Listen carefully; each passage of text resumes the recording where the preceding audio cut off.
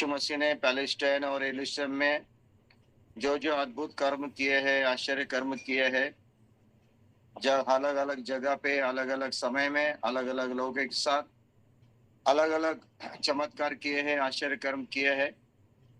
उस समय तो हम लोग नहीं थे, उस समय तो हम उसके उनके वहां पे नहीं थे उपस्थित, लेकिन वो बाइबल में लिखे हैं, उसकी नोंद की है, यहाँ पे हमें पढ़ने को आते हैं।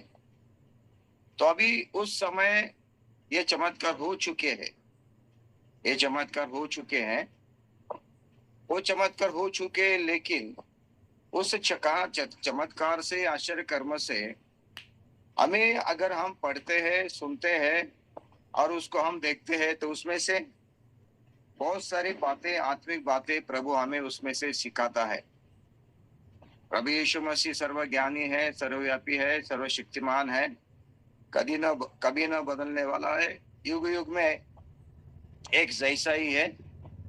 तो ये जो यीशु मसीह परमेश्वर का पिता पुत्र सर्वज्ञानी है, सर्वव्यापी है, सर्वशक्तिमान है, उसने जो भी किया ना, आश्चर्य कर्म हो या उसके बातें हो, प्रचार हो, जो भी वो भविष्यवाणी हो, जो भी वो किया ना, वो अनंत तक वो क्या है, टिकता रहेगा। अनंत तक उसको उसकी ताजा तमन्ना रहेगा। उसको आगे का और पिछले का सब मालूम है, इसीलिए उसको जो जो उसने किए हैं, उसका सामर्थ्य, उसका अनुभव, उसकी शक्ति आज भी विश्वास करने वाले लोगों के जीवन में अनुभव करने को आती है।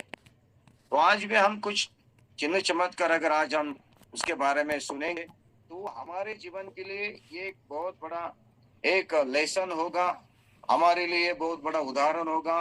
कुछ आत्मिक बातें वो हमें सिखाएगा और हमारे जीवन के आत्मिक उन्नति के लिए वो काम आ जाएंगे।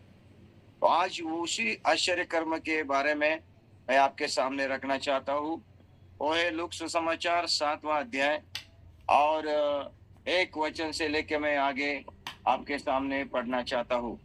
उसके बाद अगर ये आश्चर्य कर्म आज ही पूरा हो जाता है जल्दी, तो उसके आगे भी एक आश्चर्य कर्म है, वो भी इसके साथ जोड़ दूंगा। अगर वो पूरा नहीं होता तो अगले संदेश में आके पूरा करूंगा। यहाँ पे 7 अध्याय से 1 वचन से मैं आपके लिए पढ़ना चाहता हूँ।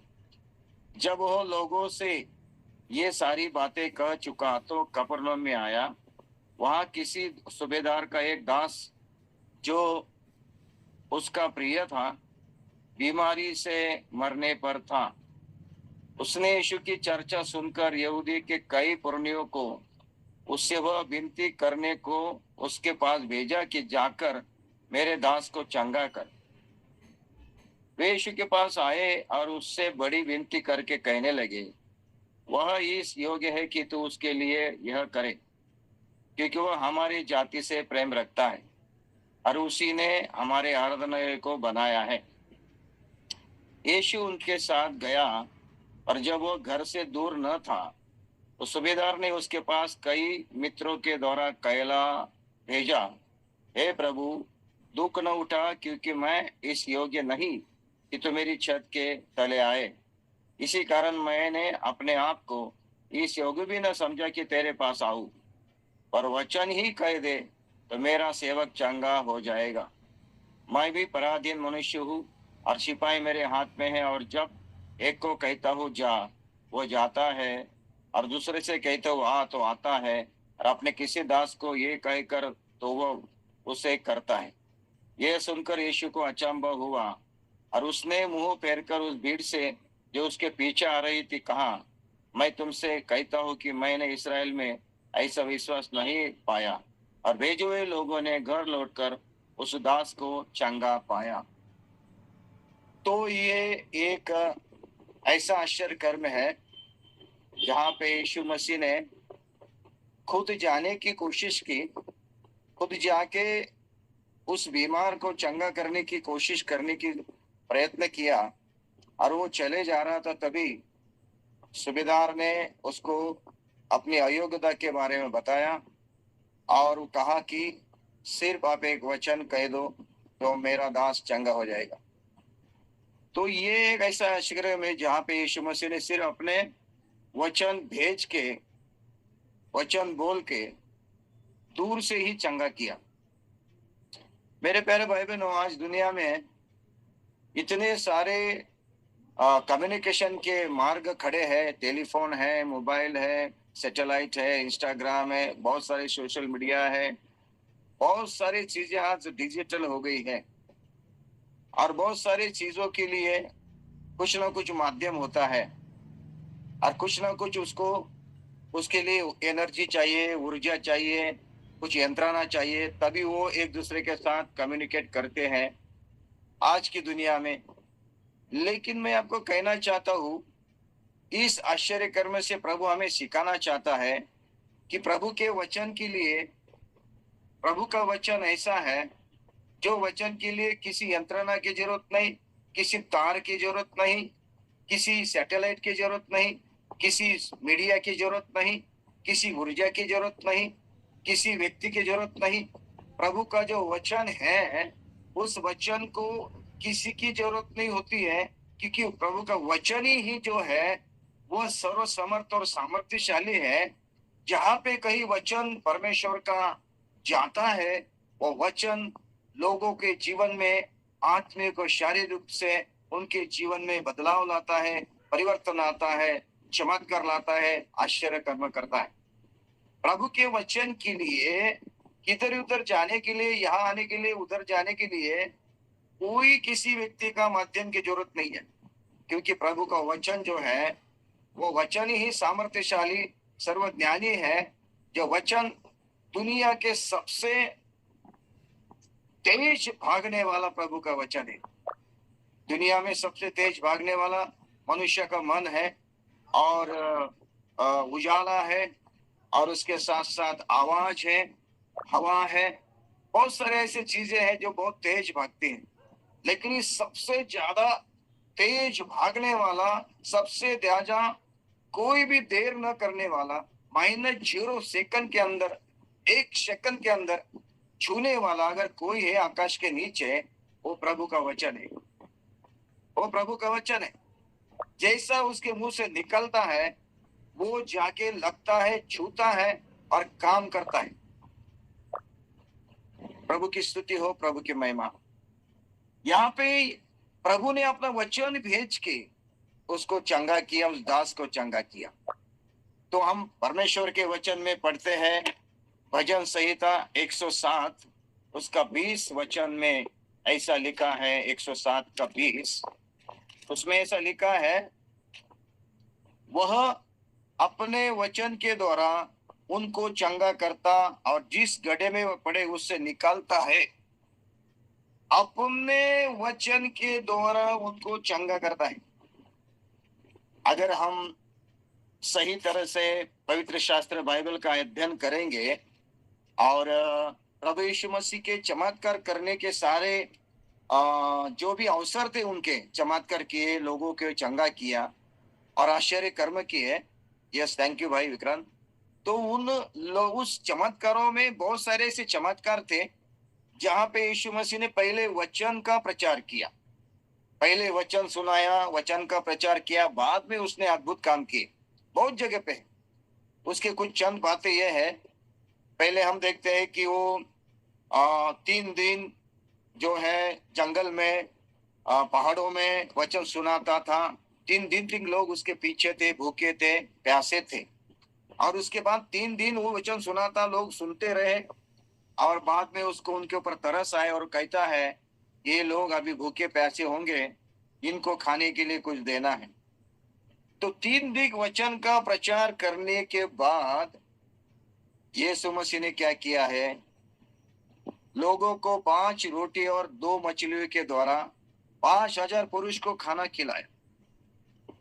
मुझे लगता है ज्यादातर यीशु मसीह पहले वचन सुनाता था, प्रचार करता था। पतरस के नाव में जाने से पहले वो नाव में चढ़ता है और लोगों को वचन प्रचार करने लगता है, और बाद में वो क्या करता है, पतरस के जीवन में बहुत बड़ा मछली पकड़ने का चमत्कार वहां पे करता है। तो मेरे प्यारे भाई बहनों, प्रभु यीशु मसीह का ये एक तरीका था कि जब वो पहले वचन सुनाएगा, प्रचार करेगा और पर लोगों के जीवन में अद्भुत काम करेगा।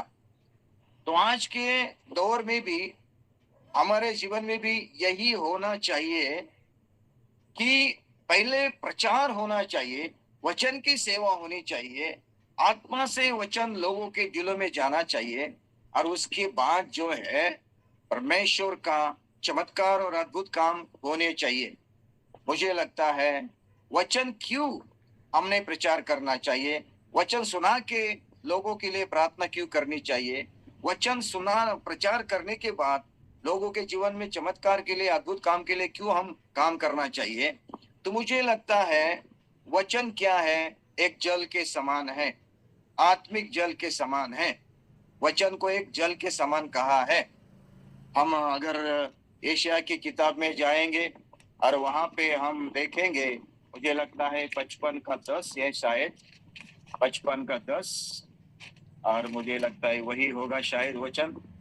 हाँ, 55 का 10, एशिया 55 का 10। जिस प्रकार से वर्षा और हिम आकाश से गिरते हैं और वहां यो ही लौट नहीं जाते, वरना भूमि पर पड़कर उपज उपजाते हैं, यस, जिससे बोने वाले को बीज और खाने वालों को रोटी मिलती है, उसी प्रकार से मेरा वचन भी होगा जो मेरे मुख से निकलता है, और व्यर्थ ठहर कर मेरे पास न लौटेगा, परंतु जो मेरी इच्छा है उसे वह पूरा करेगा, और जिस काम के लिए मैंने उसको भेजा है उसे वह सफल करेगा। Praise the Lord Jesus. देखिए, परमेश्वर का वचन इधर लिखा है, वर्षा पानी जब धरती के ऊपर आता है तो वो सबको भिगोता है, धरती को भिगोता है, अनाज को उगाता है, हरी घास को उगाता है, बाद में वो बाप के जरिए वापस चला जाता है। जब तक धरती में काम नहीं करेगा वो पानी, वर्षा का पानी, तब तक वो वापस नहीं जाएगा। उसी तरह से परमेश्वर बोला मेरा वचन है, वो काम जिस उद्देश्य के लिए मैंने भेजा, जिस काम के लिए मैंने भेजा, वो वचन बिना काम करके लौट नहीं आएगा। आज इस रात में, यहाँ पे शाम में, जो भी लोग आज ये प्रभु का वचन सुन रहे हैं, मैं आपको कहना चाहता हूँ, आपके जीवन में अगर आप अपने प्रभु के वचन को पहला स्थान देते हो, प्रभु के वाणी को अपने जीवन में बहुत कीमत देते हो, प्रभु के वचन के लिए आप भूखे प्यासे हो, प्रभु के वचन सुनने के लिए अपने हृदय को खोलते हो, प्रभु के वचन के लिए अपने जीवन में जगह देते हो, प्रभु के वचन को आपके लिए बहुत कीमती है ऐसा समझते हो, प्रभु के वचन के लिए, वचन को अपने जीवन में आप इकट्ठा करके रखते हो, उसके ऊपर भरोसा करते हो, उसके सामने अपने आप को झुकाते हो, तो वो वचन आपके जीवन में काम किए बिना कभी वापस नहीं जाएगा। आत्मिक रूप से, शारीरिक रूप से आपको उस वचन के द्वारा जरूर आपको वचन क्या करेगा, आपके जीवन में परिवर्तन लाएगा, चंगाई देगा, बदलाव लाएगा, नए जीवन के लिए शुरुआत करेगा। क्योंकि ये वचन ही किसी मनुष्य का नहीं है, किसी व्यक्ति का नहीं है, किसी पास्टर का नहीं है, किसी गुरु का नहीं है, ये तो वचन जिंदा खुदा का है, जिस वचन के द्वारा उसने सब कुछ बनाया, सब कुछ रचा, और जिस वचन के द्वारा ही वो सबको अभी क्या कर रहा है, स्थिर कर रहा है, और वचन के द्वारा ही सबका न्याय करेगा। वही अति जीवी वचन, जीवन देने वाला वचन, कभी न टलने वाला वचन, हमेशा रहने वाला वचन, वो वचन, परमेश्वर का वचन आपके और मेरे जीवन में इस तरह से काम करेगा जो बिना काम करे लौटेगा नहीं। प्रभु की स्तुति हो, प्रभु की महिमा हो। पहले वचन का प्रचार क्यों करना चाहिए? वचन जल के समान है। मैं आपको कहना चाहता हूँ, मनुष्य का हृदय, आत्मा या मन को शुद्ध करने के लिए, साफ करने के लिए, सफाई करने के लिए दुनिया में कोई भी मंत्र तंत्र नहीं है, कोई भी पानी नहीं है, कोई भी सॉल्यूशन नहीं है। दुनिया में कपड़े धोने के लिए, वस्त्र धोने के लिए, या घर धोने के लिए, जमीन धोने के लिए, या बर्तन धोने के लिए, बदन धोने के लिए, साफ करने के लिए बहुत सारे सॉल्यूशंस और साबुन और बहुत सारे लिक्विड्स आए हैं, लेकिन हृदय को साफ करने के लिए, मन को साफ करने के लिए, अंतरात्मा को साफ करने के लिए दुनिया में कोई भी पानी नहीं है। मैं आपको कहना चाहता हूँ, आकाश के नीचे, धरती के ऊपर, बीच में अगर मनुष्य के हृदय को, मन को, अंतरात्मा को अगर साफ सफाई करना है, शुद्ध करना है, तो परमेश्वर के वचन के सिवा जो जल का काम करता है, आत्मिक जल का काम करता है, उसके सिवा मनुष्य का हृदय साफ नहीं होगा। और जहां पे मनुष्य का हृदय साफ सफाई होगा, जिस समय मनुष्य का हृदय में पूरी तरह से गंदगी बाहर जाएगी, जिस समय मनुष्य के हृदय से अंतरात्मा में बुराई निकल के जाएगी, जहां पे शुद्धता आएगी, मुझे लगता है वहीं पे परमेश्वर का अद्भुत काम प्रकट होता है। प्रभु की स्तुति हो, प्रभु की महिमा हो। मेरे प्यारे भाई बहनों, प्रभु का वचन ही जो है हमारे दिलों को, हृदय को शुद्ध करता है। जब अपने वचन पढ़ते हैं, सुनते हैं, कानों से सुनते हैं, आंखों से पढ़ते हैं, और हम जब उसको मनन करके बात करते हैं, तो उस वचन हमारे अंतरात्मा के अंदर जाता है और हमारे दिलों में, अंतरात्मा में रही हुई सारे रहस्य की बातें बाहर करता है। जैसा वचन मेरे अंदर आएगा, मेरे अंदर से सारी बातें बाहर निकल जाएगी, वो प्रकट हो जाएगी कि वचन क्या है, उजाला भी है, वचन क्या है, आईने जैसा भी है, और वचन क्या है, जल जैसा भी है। वो हमारे अंतरात्मा को देख के सारी बातों को बाहर निकालेगा। प्रभु की स्तुति हो। ये वचन जो है हमारे आत्मिक अंतरात्मा को अगर शुद्ध करता है, उसी तरह से वो हमारे शारीरिक तौर पे जो भी कमजोरी है उसको भी वो क्या करता है, ठीक करता है। प्रभु का वचन सामर्थ्यशाली है और यीशु मसीह का वचन ही जो है चंगाई देने वाला है, क्योंकि उसी के लिए आया था। अगर हम पढ़ेंगे यहाँ पे भजन संहिता 48 में जाएंगे, भजन संहिता 48 में, और उसका 14वां वचन में आपके लिए पढ़ना चाहता 14। क्योंकि यह परमेश्वर सदा सर्वदा हमारा परमेश्वर है, वह मृत्यु तक हमारी अगुवाई करेगा, वह मृत्यु तक हमारी अगुवाई करेगा। देखिए मेरे प्यारे भाई बहन, अभी ये बहुत बड़ा आशा का वचन है, धीरज का वचन है और ताकत का वचन है। ये बहुत बड़ा हमें ऊर्जा देने वाला वचन है। क्या वचन कहता है कि वह मृत्यु तक हमारी अगुवाई करेगा। मेरे प्यारे, इसका मतलब क्या होता है कि जब मेरा मृत्यु का समय आएगा, यानी कि मैं मृत्यु के मुंह में होगा, या मृत्यु के वो खाई में चला होगा, या मैं मरण के दरवाजे के ऊपर होगा, मृत्यु के पास ही होगा, वहां तक प्रभु क्या करेगा, मेरी अगुवाई करेगा। यानी कि आखिरी समय में भी प्रभु क्या करेगा, आके मुझे उस मृत्यु से, उस खाई से, उस अनुभव से मुझे निकालेगा। यानी कि इस वचन से हमें ये प्रभु सिखा रहा है, हमें परमेश्वर के ऊपर आखिरी तक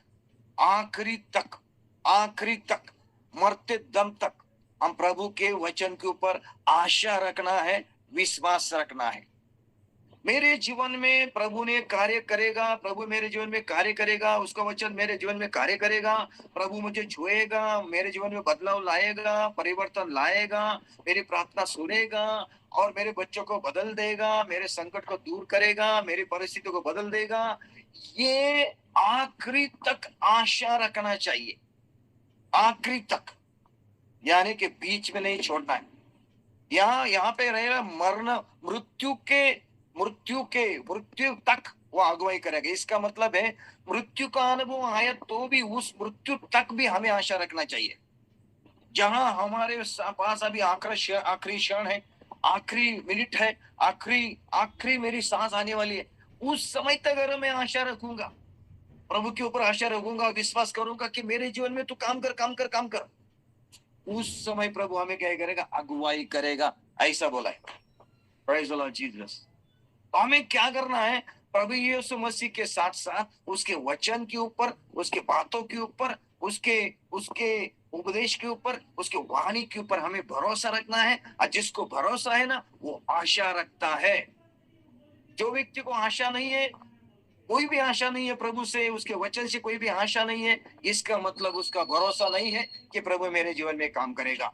जिसको भरोसा है कि प्रभु मेरे जीवन में काम करेगा, वो आशा रखेगा, आशा से प्रभु की तरफ देखते रहेगा, और जब तक वो आशा से भरा रहेगा, वो प्रभु से मांगता रहेगा।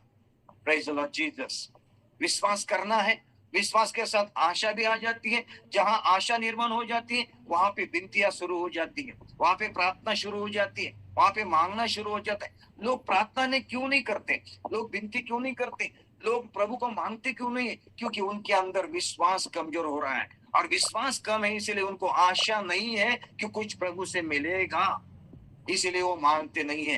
आज के इस शाम के समय प्रभु हमें इसमें से बहुत सारी बातें सिखाना चाहता है। मेरे प्यारे भाई बहनों, आखिरी दम तक हमें प्रभु से तरफ से आशा रखनी है।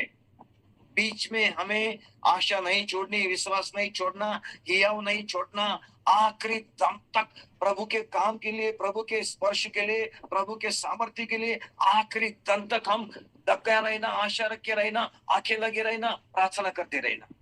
और परमेश्वर कभी अन्याय नहीं करेगा, वो मरते दम तक हमारे पास आएगा और हमें मृत्यु तक अगुवाई करेगा। Praise the Lord Jesus. प्रभु की स्तुति हो, प्रभु की महिमा हो।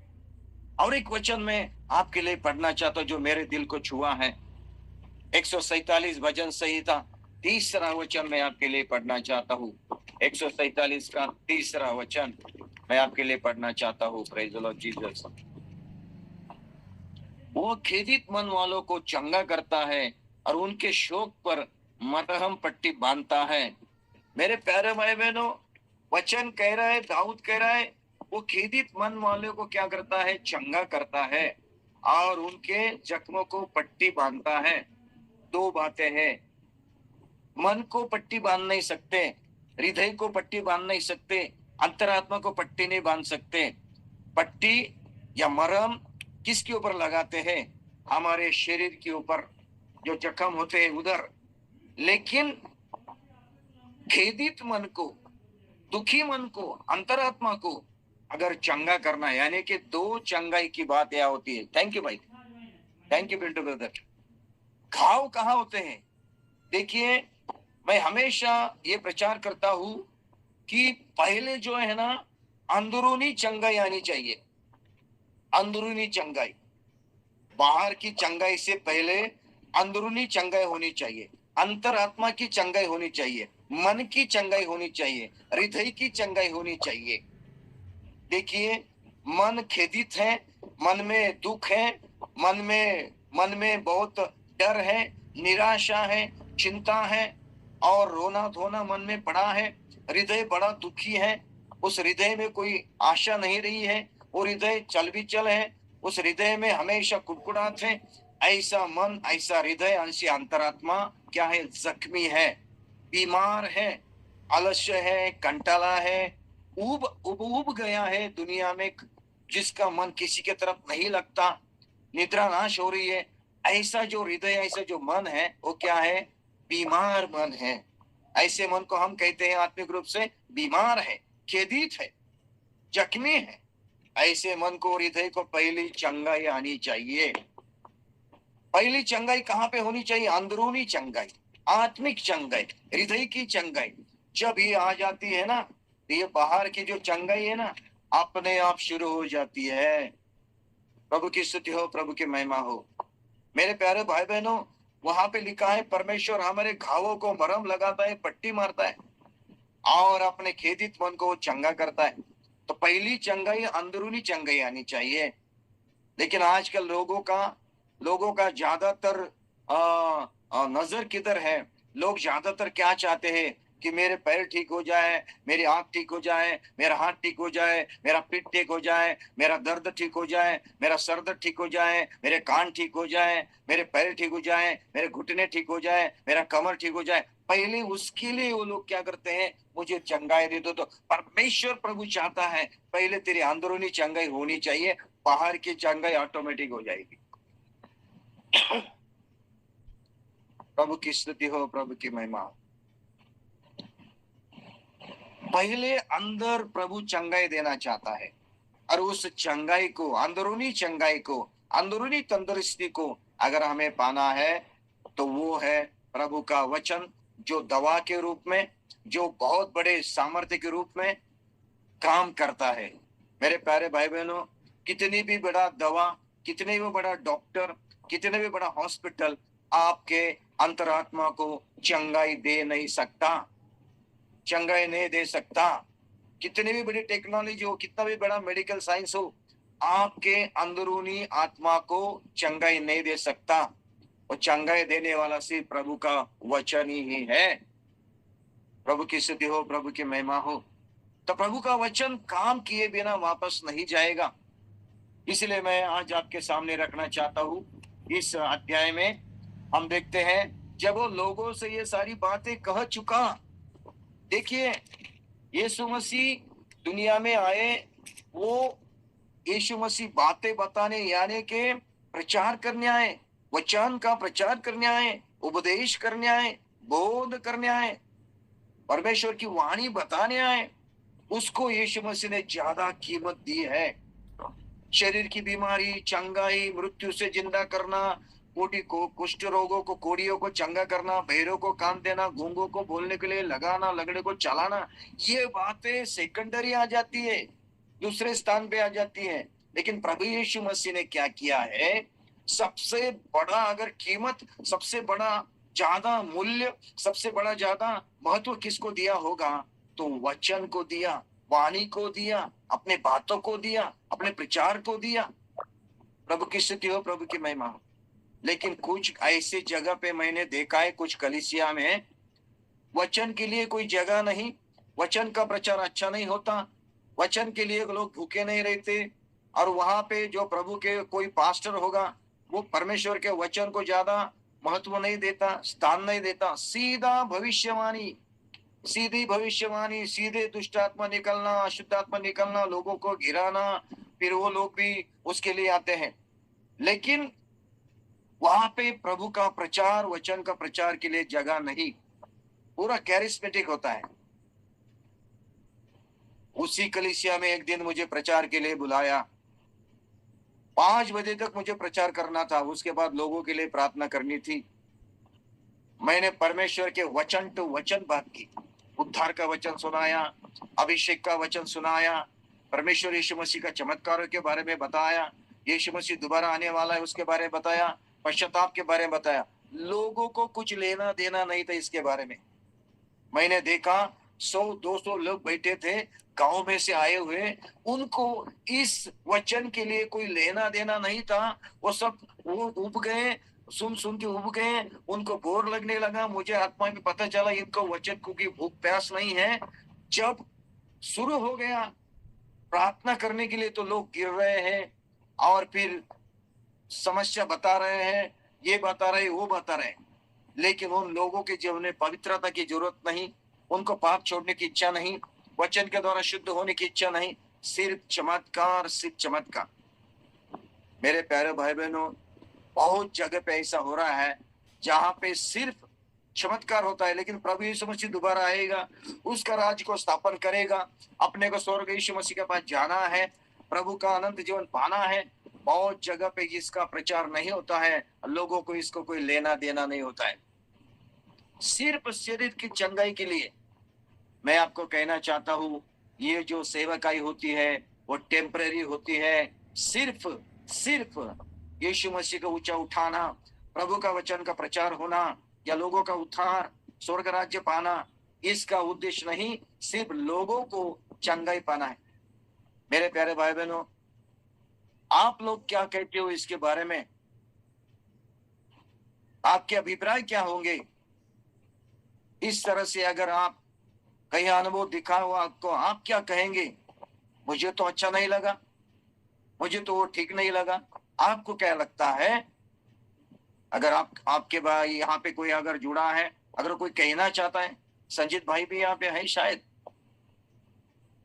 रोशन लाल सिंह भी है हमारे पास, क्या कहेंगे आप इसके बारे में? मेरे प्यारे भाई बहनों, 1 मिनट के अंदर बता सकते हो? सही बात है, आज लोग खाली चंगाई के लिए चाहिए, वचन के भूख नहीं। यस भाई, थैंक यू पास्टर जी। आयुष कुछ कहना चाहते हैं? आत्मिक को चंगाई चाहिए पर यस, चंगाई तो टेम्परेरी रहेगी ना, चंगाई टेम्परेरी है, वो ज्यादा देर तक नहीं रहेगी, लेकिन प्रभु का वचन हमेशा रहेगा। इसीलिए यीशु मसीह ने क्या किया है, यहाँ पे कहा है, उसने सारे बातें कह चुका तो कफरनहूम में गाया। जहां जहां गया यीशु मसीह ने प्रचार किया। तो मैं जो भी प्रभु के दास है, प्रभु के सेवा करने वाले हैं और जो भी कलीसिया चलाने वाले हैं, वो सारे पासवानों को, सारे प्रचारक को, भविष्यद्वक्ता को और जो अद्भुत काम कर रहे हैं उनको मैं, मेरे तरफ से एक विनती है मेरी, मैं हमेशा यही करता हूँ, प्रभु का वचन का अच्छी तरह से प्रचार करो, प्रभु के वचन को एस्टैब्लिश करो, प्रभु का वचन के द्वारा लोगों के दिलों में भर दो वचन। जितना ज्यादा उनके अंदर वचन भर जाएगा, ऑटोमेटिक वो कहेंगे, अरे मेरे शरीर को चंगाई नहीं मिली तो चलेगी, लेकिन मेरे आत्मा तो बच गया ना, मेरा हृदय तो शुद्ध हो गया ना, मेरा जीवन तो बदल गया ना। इससे ज्यादा सबसे बड़ा चमत्कार कौन सा है? कल के इतवार में कलीसिया में जब हम प्रचार कर रहे थे, मुझे लगता है प्रभु भोज भी था शायद, अब जब प्रचार कर रहे थे, वचन का प्रचार होने के बाद जब हम प्रार्थना शुरू कर दिए, मैंने देखा है, अभी हम अपने कलीसिया में, प्रभु के कलीसिया से बहुत सारे लोग यहाँ पे जुड़े हैं, जिस कलीसिया में मैं सेवा करता हूँ, प्रभु के कलीसिया में, वहां पे कुछ लोग हमारे भाई बहन यहाँ पे जुड़े हैं। तो मेरे प्यारे बहन, मैंने देखा कि इतने लोग आत्मा से भी भर गए, बहुत सारे लोगों ने पश्चाताप किया, बहुत देर तक उन लोगों ने प्रभु की महिमा की, बहुत सारे लोगों का प्रभु ने चंगाई दी, आत्मिक रूप से, शारीरिक रूप से चंगाई दी, बहुत सारे लोग छुटकारा पाए। मेरे प्यारे भाई बहनों, प्रभु का वचन ही है जो सामर्थ्यशाली है। इसीलिए यहाँ पे लिखा है, वो सब बातें कर चुका और उसके बाद वो कब्र में आया। वहां किसी सूबेदार का एक दास जो उसका प्रिय था और बीमारी से मरने पर था। तो यहाँ पे देखिए, बीमारी से मरने पर था। शायद उस समय ये सूबेदार का मतलब होता है कि किसी 100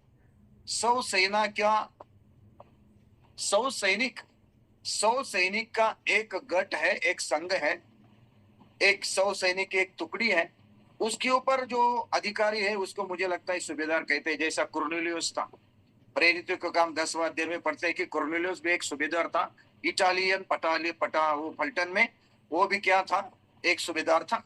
सूबेदार का मतलब है शायद एक सारे सैनिक, 100 सैनिक या 50 सैनिक, उनके एक संघ के ऊपर या टुकड़ी के ऊपर या गढ़ के ऊपर वो एक अधिकारी, इस तरह का एक अधिकारी था। और उसके हाथ के नीचे कोई दास थे, कोई सेवक थे, कोई काम करने वाले थे। तो इस वचन में से हमें ये पता चल जाता है, उस सूबेदार को अपना दास बहुत प्रिय था, उस सूबेदार का अपना दास बहुत प्रिय था। इस वचन में से हमें एक मॉरल यानी कि सोशल, एक सामाजिक एक हमें उदाहरण मिल जाता है मेरे प्यारे भाई बहनों, कि ज्यादातर हमें कौन लोग ज्यादा प्रिय होते हैं, कौन लोग ज्यादा प्यारे होते हैं, किन लोगों से हम ज्यादा प्यार करते हैं, किनको हम ज्यादा करीब लेते हैं, किनको ज्यादा हम अपने पास लेते हैं, कौन से लोगों को हम ज्यादा पसंद करते हैं, अपने घर वाले हो, भाई बहन हो, मित्र हो। लेकिन कोई दास है, दास नौकर है, चाकर है, दास यानी कि गुलाम जैसा है, उसको कोई प्रिय मानता है क्या? आजकल ये ट्रेडिशन है, इतिहास में हम बताते हैं, कोई दास या गुलाम को कोई अधिकार नहीं, दास और गुलाम को कोई स्वतंत्रता नहीं, दास और गुलाम को कोई प्यार नहीं करता। दास और गुलाम को कहना है तू बैठ जा तो बैठ जाएगा, उठ जा तो उठ जाएगा, चला जा तो चला जाएगा, इधर आ तो आएगा, उसके लिए अपना कोई अस्तित्व नहीं। लेकिन यहाँ पे देखिए, सूबेदार इतना बड़ा आदमी है, फिर भी वो अपने दास को बहुत प्रिय जानता है। तो हर एक वचन प्रभु का हमें क्या करता है, बहुत सारे आत्मिक जीवन में और अपने ये व्यवहारिक जीवन में बहुत सारी बातें प्रभु हमें सिखा रहा है। सही है कि नहीं? सही है, हालेलुया। चाहे वो दास हो, चाहे वो मेरा मित्र हो, चाहे वो मेरा भाई हो, मेरे घर में काम करने वाली भाई हो, या बगीचा, मैं तो मेरे घर में, हम कभी भी मेरे जीवन में, मैंने कभी भी मेरे घर में किसी भी महिला को, बहन को कभी भी घर में बुला के पैसे दे के बर्तन मंजवाया नहीं, हमारे वस्त्र धुलाए नहीं, पोछा नहीं लगाया, क्योंकि मुझे वो अच्छा नहीं लगता। व्यक्तिगत रूप में अगर आपके पास है तो वो बुरा नहीं है, अच्छा है। अगर आप दुखी है, बीमार हैं, आप अकेले हैं, काम नहीं कर सकते, लेकिन मेरे पत्नी का एक हाथ जो है छोटा है और हैंडीकैप जैसे, लेकिन फिर भी वो एक हाथ से पूरा काम करती है, पूरा काम करती है। लेकिन हम कभी भी किसी को भी हमारे घर में उनको दास बना के नहीं रखा, मुझे वो अच्छा नहीं लगता है।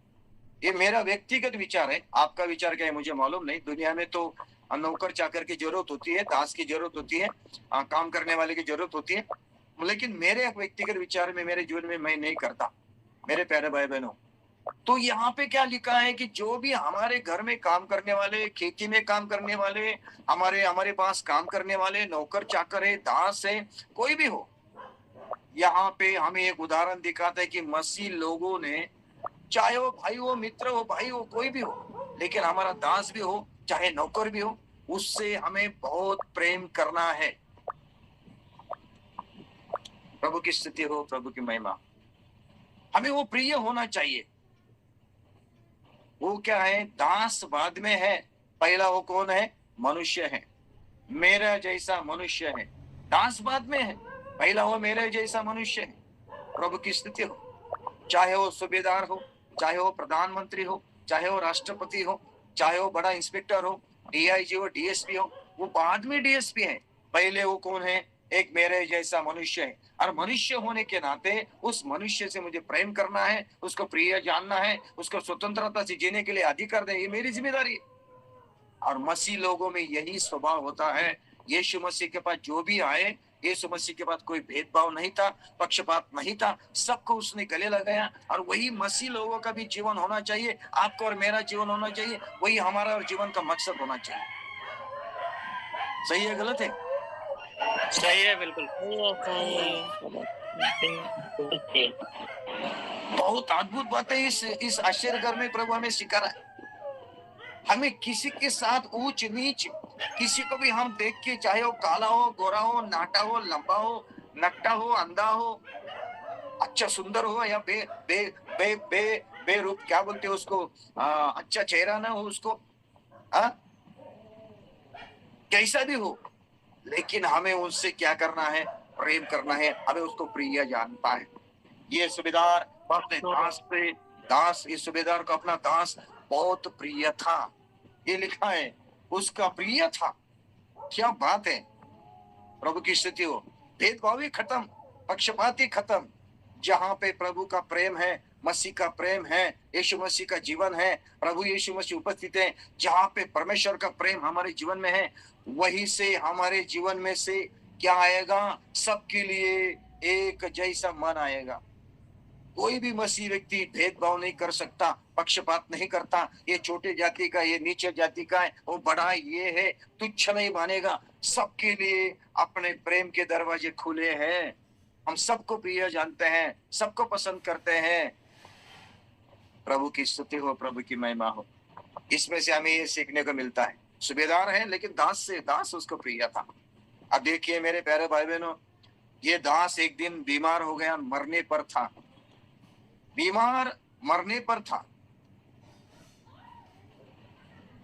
और एक दास के लिए सूबेदार इतना तड़प रहा है, इतना तड़प रहा है। देखिए, हम जिससे प्रेम करते हैं, जो हमें बहुत प्रिय है, जिनसे हम बहुत प्यार करते हैं, जिनको हम बहुत चाहते हैं, जिनके साथ हमारा बहुत लगाव है, ऐसे लोगों के लिए हम क्या करेंगे? जी जान से हम क्या करेंगे? उनके लिए हम परिश्रम करेंगे, उनके लिए उपस्थित रहेंगे। उनके दुखों में, कष्टों में, संकट में हमें दौड़ना है, हेल्प करनी है, मदद करनी है। लेकिन आजकल मसीह लोगों में ये बहुत बड़ा प्रॉब्लम आ रहा है, बहुत बड़ा प्रॉब्लम आ रहा है। कभी दूसरे मसीह के कष्ट में, दुख में, परेशानी में, संकट में नहीं जाएंगे, पक्षपात हो जाता है। और ये पक्षपात मसीह लोगों में भी हो रहा है। समझ में आ रहा है कि नहीं? आप मोहल्ला के पास्टर आ रहा है, अरे ठीक है, वो छोड़ो उसको। अरे कौन आ रहा है? अरे वो आ रहा है, अच्छा वो को। ये क्या करेंगे? पॉल लटे के स्टेटस को नहीं रखेंगे, लेकिन कोई उनका जान पहचान वाला है ना, उसके स्टेटस ज्यादा रखेंगे। मैंने देखा है ऐसा। मेरे स्टेटस रखो, ये रखो, मैं नहीं कहता हूँ, लेकिन ये पक्षपात की बात है। मेरे प्यारे भाई बहनों, मसीह लोगों में यीशु मसीह है, प्रेम है, पवित्र आत्मा है, उद्धार पाया है, जीवन पाया है, तो उनके जीवन में कभी पक्षपात नहीं होना चाहिए। ये छोटा, यो बड़ा, वो नीचा, यो वो तुच्छ, ऐसा नहीं होना चाहिए। हमें क्या करना है, एक दूसरे से प्यार से उनके जीवन में हमें जाना है, कष्ट में जाना है, संकट में जाना है, उनको मदद करनी, उनके लिए तड़पना है, उनके लिए दौड़ना है। यीशु मसीह कहते हैं, जो दुखी है उनके साथ दुख करो, जो आनंद है उनके साथ खुशी मनाओ। यीशु मसीह कहता है, जो रो रहा है उनके साथ जाके रो, जो भूखा है उनके पास जाके खाना खिलाओ, जो वस्त्र नहीं है उनके पास वस्त्र दे दो। यही तो मसीह जीवन है मेरे प्यारे भाई बहनों। Praise the Lord Jesus. ये इसका दास बीमार था, मरने पर था, सूबेदार को क्या लेना देना है। सूबेदार कहता था, ये ले पैसे भाई, तेरा सैलरी ले ले, जा किसी डॉक्टर के पास, किसी वैद्य के पास चला जा, जा तो हॉस्पिटल में चला, दवाखाने में चला जा। इस तरह से क्या करता वो सूबेदार उस दास को कहता, लेकिन उस सूबेदार खुद अपने दास का दुख, अपने दास की परेशानी, उसका अनुभव, उसकी बीमारी का अनुभव खुद ले रहा है अपने ऊपर। दास बीमार है, लेकिन उस बीमारी का अनुभव कौन ले रहा है? सूबेदार ले रहा है। मैं आपको कहना चाहता हूँ, सही मसीह का प्रेम क्या कहता है मालूम है क्या? सही मसीह का प्रेम, सही मसीह का हृदय, सही मसीह का मन क्या कहता है मालूम है क्या? उसने हमारे दुखों को, हमारे व्याधियों को, हमारे अपराधों को, हमारे घावों को उसने उठाया। यानी कि मेरे घाव, मेरे दुख, मेरी बीमारी, मेरा दर्द, मेरी परेशानी उसने अपने ऊपर लिया। इसका मतलब मेरे दर्द में, मेरे दुख में, मेरे कष्ट में, मेरे परेशानी में, मेरे भूखमरी में, मेरे बीमारी में यीशु मसीह उतर आया और मेरी बीमारी अपने ऊपर ले ली। यह है मसीह का मन, मसीह का प्रेम, मसीह का हृदय हमारे अंदर, आप मेरे अंदर होना चाहिए। प्रभु की स्तुति हो। मेरे प्यारे भाई बहनों, सिर्फ मसीह होना, बपतिस्मा लेना, कलीसिया में जाना, प्रभु भोज लेना और कुछ कुछ बातें करना, गवाही करना, आके ऐसा ऐसा आराधना करना, ये काफी नहीं होता है। आपके अंदर मसीह का मन है क्या? मसीह का हृदय है क्या? मसीह का जीवन है क्या? मसीह का प्यार है क्या? मसीह का प्रेम यही कहता है कि दूसरों का दर्द, दूसरे का दुख, दूसरे के कष्ट, दूसरे की परेशानी, दूसरे का संकट मेरा संकट है। प्रभु की स्तुति हो। हालेलुया। पौलुस कहता है कि मुझे तुम्हारे लिए प्रसूति वेदना हो रही है। पौलुस कहता है कलीसिया को, तुम्हारे लिए मेरे अंदर प्रसूति वेदना हो रही है। प्रभु की स्तुति हो। दूसरों का दर्द वो जान रहा है, दूसरों का दर्द वो जान रहा है, दूसरे के परेशानी वो जान रहा है। उनके लिए उसके हृदय के अंदर, उनके अंदर दर्द हो रहा है, दूसरों का दर्द। मैं कहता हूं, दूसरा का दर्द, दूसरे की परेशानी महसूस करना, अपने आत्मा में महसूस करना, वही है सच्चा मसीह। Praise the Lord Jesus. वो उसकी परेशानी है, मेरी नहीं है। उसका संकट मेरा नहीं है। उसका दर्द है, मेरा नहीं है। उसका दुख है, मेरा नहीं है। उसका कष्ट मेरा नहीं है। मैं तो ठीक हूं। नहीं, ये सूबेदार अपने दास के लिए भी क्या है? तड़प रहा है। अपने दास को चंगाई मिलनी चाहिए। वो मरने पर थे, उसको चंगाई मिलना चाहिए, मृत्यु से उसको बचाना है, बीमारी से बचाना है। सूबेदार को दिल में इतना जलन हो गई, इतनी तड़प आ गई। वो क्या कर रहा है मालूम है? वो गया, उसने मार्ग ढूंढा और वो क्या कर रहा है? वो चल बिचल हो रहा है, उसके दिल में हलचल मची है, उसके मन में शांति नहीं है, उसको अभी आराम नहीं मिल रहा है। उसका एक ही लक्ष्य है, मेरा दास जो प्रिय है वो चंगाई मिलनी चाहिए, बीमारी से बचना चाहिए, मरने से बचना चाहिए। इसीलिए वो क्या कर रहे हैं? उसने यीशु के चर्चा सुनकर यहूदियों के कई पुरनियों को उससे वह विनती करने के लिए उसके पास भेजा। प्रभु की स्तुति हो, प्रभु की महिमा हो। सूबेदार ने क्या किया? उसके लिए मार्ग ढूंढा, उसके लिए प्रयत्न किए, उसके लिए काम करना शुरू कर दिया, उसके लिए वो दौड़ के आया, उसके लिए अपने सारे सुख विलास को छोड़ दिया और मेरा दास को अच्छा करना, इसीलिए उसने प्रयत्न करना शुरू कर दिया। क्या है पहला उसका प्रयत्न? उसने मार्ग ढूंढा कि प्रभु यीशु मसीह के पास किस तरह से ये मेरे दास का समाचार, बीमार का समाचार, मरने का समाचार प्रभु यीशु पास कैसे भेजे। इसीलिए उसने क्या किया है? यहूदियों को, पुरनियों को बोला।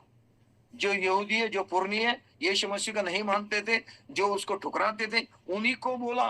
क्योंकि वो लोग, यहूदी लोग उसको बहुत मानते थे, सूबेदार को बहुत मानते थे। क्यों मानते थे मालूम है? तो आगे देखिए, वो लोग कहते हैं, प्रेज़ द लॉर्ड, वो इस योग्य है कि तू उसके लिए यह करे, क्योंकि वह हमारी जाति से प्रेम रखता है। और उसी ने हमारे आराधनालय को बनाया है। सूबेदार ने यहूदी लोगों के जाति से, यहूदी जाति से बहुत प्रेम करता था, यहूदी से बहुत प्रेम करता था, और उसके साथ साथ वो क्या है, उसने उनके लिए आराधनालय भी बनाया था। ये सूबेदार कोई सादा मनुष्य नहीं था, अच्छे काम करने वाला था, भले ही काम करने वाला था, भेदभाव न करने वाला था, अपना पैसा, अपना धन दौलत, अपना धन दूसरों के लिए इस्तेमाल करने वाला था। सुन रहे हैं क्या आप लोग? Yes, hallelujah. Hallelujah hallelujah. ये सूबेदार खुद काम करता था, नौकरी करता था, पगार लेता था, सैलरी लेता था, उसको महीने में सैलरी आती थी, इनकम आता था, लेकिन उसमें से बहुत सारा पैसा और धन अपने से ज्यादा वो औरों के लिए खर्चा करता था। आराधनालय को बनाया, यहूदियों को वो मदद करता था, जातियों को मदद करता था। मेरे प्यारे भाई बहनों, आजकल मसीह लोगों में इतना बड़ा खतरनाक स्वभाव आ गया है। अगर उनसे अगर हम विनती करेंगे कि भाई ऐसा ऐसा विषय है, थोड़ी मदद करेंगे क्या, उसका जवाब क्या आ जाएगा मालूम है क्या? मैं प्रार्थना करूंगा। आपने भी अनुभव किया होगा। Yes, yes. सुन रहे क्या? Yes, hallelujah. Yes, आपने किसी को बोला होगा, शायद मुझे थोड़ी मदद कर दे, सेवा के लिए मदद कर दे, कलीसिया प्रार्थना मंदिर के लिए मदद कर दे, मीटिंग के लिए मदद कर दे, इसके लिए मदद कर दे। अगर हम किसी को बोलते हैं, क्यों बोलते हैं? कि वो मसीह भाई बहन है, हमारे प्रभु के दास है, प्रभु के सेवक है, हमारे भाई बहन है, परमेश्वर के घर के लोग हैं, इसीलिए अधिकार से, विश्वास से उनके सामने जाके हम रिक्वेस्ट करते हैं। लेकिन वो उधर से क्या कहेंगे मालूम है क्या? क्या कहेंगे? हम प्रार्थना करेंगे। क्या करेंगे? हाँ, प्रार्थना करता हूँ पास्टर जी, प्रार्थना करता हूँ। समझ लेना, प्रार्थना करता हूँ बोलता है ना, समझ लेना परमेश्वर उसकी प्रार्थना सुनेगा भी नहीं और वो देगा भी नहीं। क्यों? प्रभु को मालूम है ये सिर्फ झूठ बोल रहा है प्रार्थना करने के लिए, क्योंकि उसको देना नहीं है और इससे हटना है। ये सूबेदार ऐसा व्यक्ति नहीं है। Praise the Lord Jesus. अन्य जाति का है, यहूदियों का यहूदी नहीं, धर्मशास्त्रों का पढ़ने वाला नहीं, अन्य जाति का, फिर भी वो अपना पैसा, अपना धन औरों के लिए इस्तेमाल कर रहा है, आराधनालय के इस्तेमाल कर रहा है, प्रार्थना मंदिर के लिए इस्तेमाल कर रहा है। इसीलिए उसकी प्रतिष्ठा बढ़ गई, इसीलिए यहूदियों ने क्या किया, उसको माना, उसको सम्मान दिया, आदर किया। मैं कहना चाहता हूँ मेरे प्यारे भाई बहनों, आप मनुष्य के नजर में कितना भी आदर सम्मान पाओ या न पाओ, लेकिन परमेश्वर के नजर में आदर सम्मान पाने वाला कौन है? जो व्यक्ति प्रभु के राज्य के लिए, प्रचार के लिए, वचन के लिए, सेवा के लिए, उसके सेवा के लिए अपने हाथ बढ़ाता है, अपना धन को खर्चा करता है, अपने पैसों को देता है, अपने समय को देता है, अपने टैलेंट को देता है। मैं कहता हूँ ऐसा व्यक्ति परमेश्वर के नजर में आदर सम्मान का होता है। Praise the Lord Jesus. सुन रहे हैं क्या आप लोग? Yes, hallelujah. ये बबली प्रेम ज्वाइंट हो गई क्या आज यहाँ पे? जमशेदपुर से बबली बहन नहीं ज्वाइंट हुई आज? नहीं हुई? नहीं हुई। दोपहर में मुझे कॉल किया, बबली बहन ने कॉल किया, पास्टर जी मैं कुछ करना चाहती हूँ। मैं बोला बहन जी जो भी करना है करो। उन्होंने कुछ तो भी किया, मैं नहीं बताऊंगा क्या किया, लेकिन कुछ तो भी किया, लेकिन उसका इस्तेमाल जरूर प्रभु के सेवा के लिए होने वाला है। मेरे प्यारे भाई बहनों, आजकल लोग प्रॉमिस करते हैं, वादा करते हैं, सब कुछ करते हैं, लेकिन वादा पूरा नहीं करते। और हमेशा एक शब्द मैं सुनने को आता है, हम प्रार्थना करेंगे, हम प्रार्थना करेंगे। मेरे प्यारे भाई बहनों, एक स्कूल में, क्रिश्चियन स्कूल में, जब मेरे बच्चे छोटे थे वहां पे मैं चला गया। उस समय मेरे पास घर नहीं था, किराए पे था, अभी भी किराए पे है।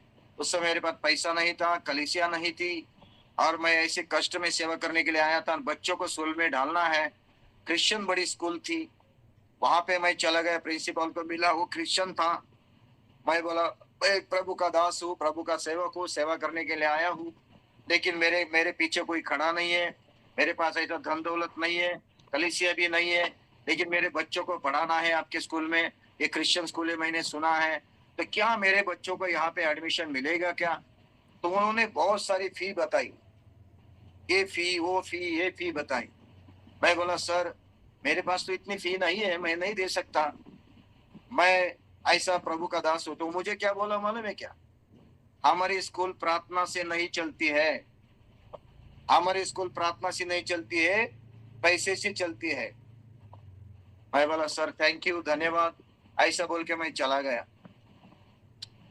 कुछ दिन के बाद मेरे बच्चों को नॉन क्रिश्चियन स्कूल में दाखिला मिला, उसकी उनकी सारी फीस परमेश्वर ने स्वर्ग से दे दी। बहुत अद्भुत काम हो गया। आपको मालूम है क्या? कुछ दिन के बाद वो प्रिंसिपल समंदर में पिकनिक मनाने के लिए गया, पानी में उतरा और वो पानी में तैरते तैरते उसको हार्ट अटैक गया और पानी में वहीं पे मर गया। बाद में मुझे पता चला, अरे ये व्यक्ति प्रिंसिपल था, उसकी न्यूज सारी तरफ। मुझे बहुत दुख होगा, बहुत दिल में दुख हो गया, मुझे बहुत रोना भी आया, प्रभु ऐसा क्यों हुआ? क्यों मालूम है क्या? उसने प्रार्थना को कीमत नहीं दी। मेरे प्यारे भाई बहनों, बोला हमारी स्कूल प्रार्थना से नहीं चलती है। बोले आप लोग क्या कहते हैं? मुझे बहुत दुख हुआ उसकी मृत्यु के बारे में। मेरे प्यारे भाई बहनों, ध्यान रखिए, आपको मदद कर सकते हो, सहायता कर सकते हो, प्रभु के राज्य के लिए बो सकते हो, प्रभु के राज्य के लिए दे सकते हो, सुसमर्थ प्रचार के लिए हाथ बढ़ा सकते हो, परमेश्वर के उद्धार के लिए, लोगों के उद्धार के लिए हाथ बढ़ा सकते हो। मीटिंग हो, सभा हो, या कोई कलीसिया या प्रार्थना मंदिर हो, प्रभु के दासों के लिए, किसी के लिए अगर आप कर सकते हो, आप जरूर करो। आपके दिल में अगर प्रेरणा आ जाती है, आप जरूर करो, उसको पीछे मत हटना। क्योंकि ये सूबेदार जो है यहूदियों के लिए आदर सम्मान का पात्र था, उसने उनके लिए आराधनालय बनाया था, वो प्रतिष्ठित था। इसीलिए वो यहूदी क्या कर रहे हैं? यहूदी यीशु के पास जाके कह रहे हैं, हम विनती करते हैं आपको उनके लिए। देखिए, सूबेदार खुद नहीं जा रहा है, उसके लिए दूसरे लोग जाके विनती कर रहे हैं यीशु को। यीशु को क्या मालूम नहीं था क्या? यीशु को तो सूबेदार का नाम भी मालूम था, उसका जीवन भी मालूम है, उसका बच्चे भी मालूम है, क्योंकि खुद खुदा उसके सामने है। और वो खुदा के पास जाके, प्रभु के पास जाके, यहूदी के पुरनिये जाके विनती कर रहे हैं। देखिए, उसके लिए आप काम कीजिए। उसका दास बीमार है, यीशु मसीह उनको चंगा कीजिए ना। वो हमारे लिए बहुत, हमारी जाति से बहुत प्रेम करता है, हमारे उसने आराधनालय बनाया, हम उससे बहुत प्रेम करते हैं, वो अच्छा आदमी है, उसने अच्छे काम किए। यहूदी लोग उसके बारे में गवाही दे रही है। मेरे प्यारे भाई बहनों, आपकी गवाही ही है, आपकी अच्छी गवाही, आपके अच्छे काम आपकी गवाही को निर्माण करेंगे। आप लोग मेरे साथ है क्या? सुन रहे हैं कि नहीं?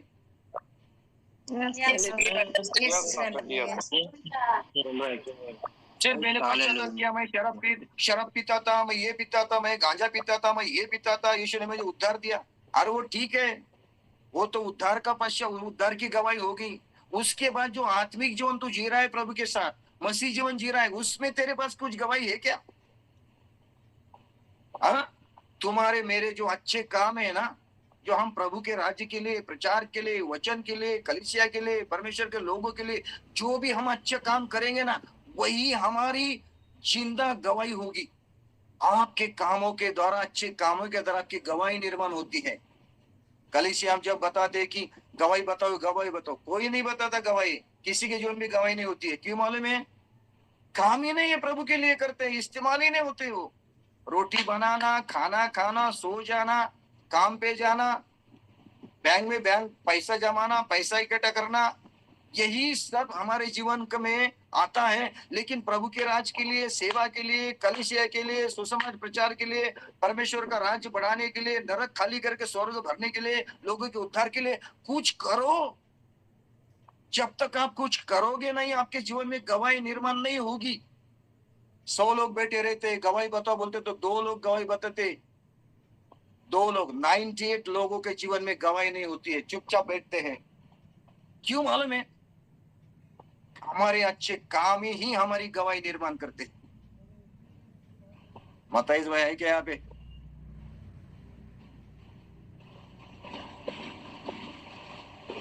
सुन रहे हैं क्या आप लोग?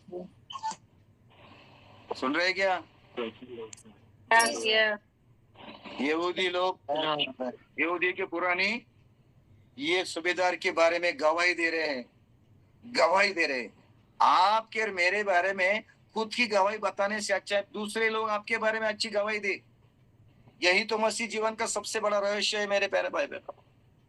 प्रभु की स्तुति हो, प्रभु की महिमा। मैं मेरी गवाही दूंगा, मेरे जीवन में ऐसा हो वैसा। दूसरे ने मेरे जीवन के बारे में गवाही देनी चाहिए, और वो मेरे जीवन के बारे में गवाही देनी चाहिए तो मैं सूबेदार जैसा लोगों से प्यार करना चाहिए, मदद करनी चाहिए, सहायता करनी चाहिए, अपना धन मन तन लोगों के लिए इस्तेमाल करना चाहिए। तो आपके जीवन के बारे में लोग गवाही देंगे, वो अच्छा आदमी है, वो सही आदमी है, वो भला आदमी है ना, वो बहुत अच्छा लोग, वो बहुत है प्रभु यीशु मसीह। लोग आपके लिए विनती भी करेंगे। प्रभु की स्तुति हो, प्रभु की महिमा हो। मैंने सिर्फ 2 वचन पढ़े हैं, 2 या 3, 4 और 5 वचन तक मैं गया है। वही वचन में मेरा समय यहाँ पे पूरा हो गया। अभी तो बहुत सारे वचन बाकी है, बहुत सारे बातें आज हमने सीखी हैं, है ना? सीखी है कि नहीं? Yes. अरे बोलो। Yes. Yes. देखो, Yes. काल्पनिक Yes, बात, yes. काल्पनिक बात या कोई ऐसी जो बात सिर्फ बातों से नहीं, वास्तविकता यहाँ पे मैंने आपके सामने रखी है, जो हमारे जीवन की वास्तविक है। हर दिन के जीवन में जो हमारे जीवन में होना चाहिए वो मैं आपके सामने रखा है। मसीह होने के नाते, यीशु मसीह का मसीह होने के नाते बहुत सारे बातें इस वचन में से मैंने आपके सामने रखी। अभी आपके हाथ में है, आपको लोग आपके बारे में गवाही दे, अच्छी गवाही दे। ये अगर करना है तो आपके काम अच्छे होने चाहिए, प्रभु के लिए खड़े हो जाइए, प्रभु के लिए इस्तेमाल हो जाइए, परमेश्वर के लिए हाथ खोलिए। मैं कहना चाहता हूँ परमेश्वर आपको आशीष करेगा। प्रभु की स्तुति हो, प्रभु की महिमा।